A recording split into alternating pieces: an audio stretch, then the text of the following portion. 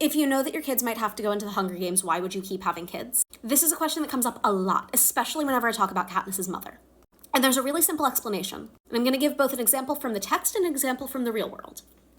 The explanation is that people are not educated enough in the districts to not have children and don't have the resources to prevent a pregnancy if they tried. The explanation, we're going to look at the text first. The districts do not have doctors. Katniss's mother is the closest thing that District 12 has to a doctor. And even then, she's an herbalist. When they go to District 13 and she and Prim are both working in the hospital, it is in the capacity of a nurse and a first responder. Volunteer positions with minimal training. Because for all of Katniss's mom's experience, and for all of the years that she spent working in an apothecary shop, she's not a doctor because District 12 didn't have one. And there's no education path for somebody from the districts to become a doctor. In the capital, sure, we know that from Ballad. But the districts, no chance. Because that would mean that there was a path to success from the districts. That would mean that there would be a possibility for people to get out. A rung on the ladder out of the dark pit of class oppression. And when we look at Katniss's mom's profession as an herbalist and an apothecary, the herbs that she's using are from outside the fence. They're illegal.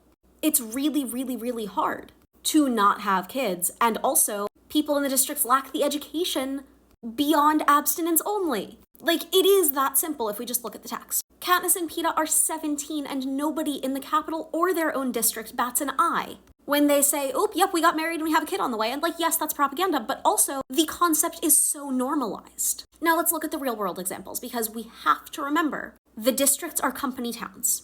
If you're not familiar with a company town, I highly recommend looking it up. It's increasingly relevant in our current world. But I want to specifically talk about company towns in Kentucky and West Virginia surrounding coal mining. Because District 12 is in Appalachia and it's a coal mining town.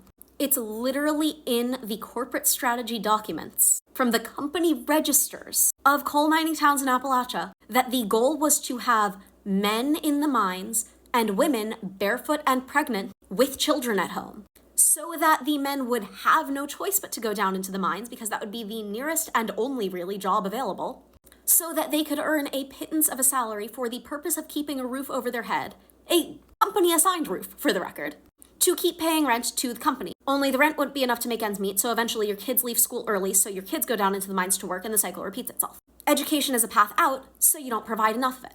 And you set up the circumstances so that kids leave school early to go down into the mines. So, you're right, just don't have kids, would be a path out if you have the education and the resources to not have kids. And keep in mind, this is also a world with marriage incentives. When you get married, you get a house together. The government gives it to you. Tesserae are a thing that you only receive if you have children and those children are signed up for the games, with more slots than the ones that they would have been in for anyway. Yeah, we're talking about fiction, but this is our own history too.